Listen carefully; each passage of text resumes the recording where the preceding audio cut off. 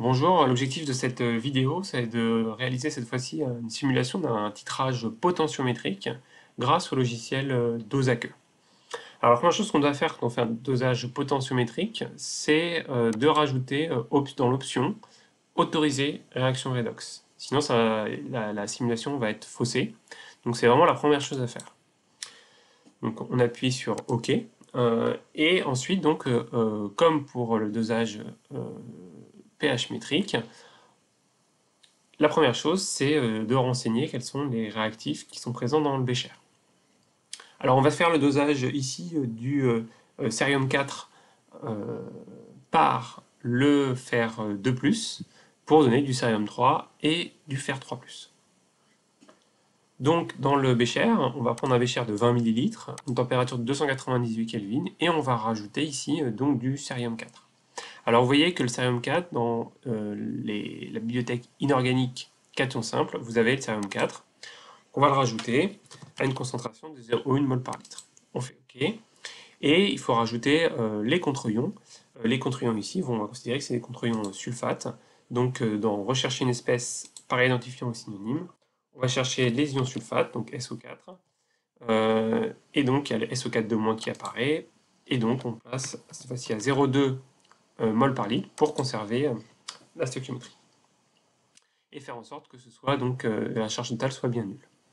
On valide et on passe donc du coup à la burette. Pour ce qui est de la burette, on va prendre une burette de 50 ml et faire en sorte que le volume équivalent soit de 20 ml et donc une concentration en fer de plus qui va être de 0,1 mol par litre. Donc on rajoute cette fois-ci donc le fer de plus donc à 0,1 mol par litre.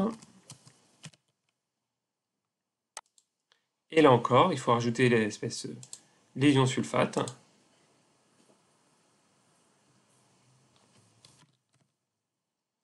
Cette fois-ci, à 0,1 mol par litre aussi. Voilà. Et donc ensuite, on va recenser l'ensemble des espèces. Donc là, il y a beaucoup d'espèces qui sont prises en compte. Et donc, ce qu'on fait d'abord, c'est on fait tout décocher. Et puis ensuite, on va cocher les espèces qu'on sait être mises en jeu dans le titrage, durant le titrage. Donc, notamment le cérium 3, le fer 3. Alors, je vous rappelle que pour cliquer, c'est pas le clic gauche, mais le clic droit. Donc, cérium 3, fer 3. Donc, à l'étape suivante. Donc, voilà, on a les différentes espèces qui sont mises en jeu. Ensuite, on va donc continuer. On va avoir ici l'ensemble des concentrations et des volumes, le volume ajouté et les différentes concentrations des espèces en présence. Et cette fois-ci, on va tracer la courbe. Alors pour ce qui est du tracé de la courbe, ici on va mettre en abscisse toujours le volume versé. Et en ordonnée, on a la possibilité de mettre notamment le potentiel redox du couple cérium 3 plus cérium 4 moins l'électrode au calomètre saturé. Comme ça, on va se placer par rapport à l'ESH. On fait valider, et c'est une courbe qui va se tracer donc en bleu. Et donc, si on observe la courbe, on a cette courbe de titrage classique qu'on obtient du cérium 4 par le fer 2. Et encore, on peut enlever ici la grille pour avoir cette courbe potentiométrique. Porter les résultats sous un format texte par exemple, et sur le bureau, dosage potentiométrique, enregistré.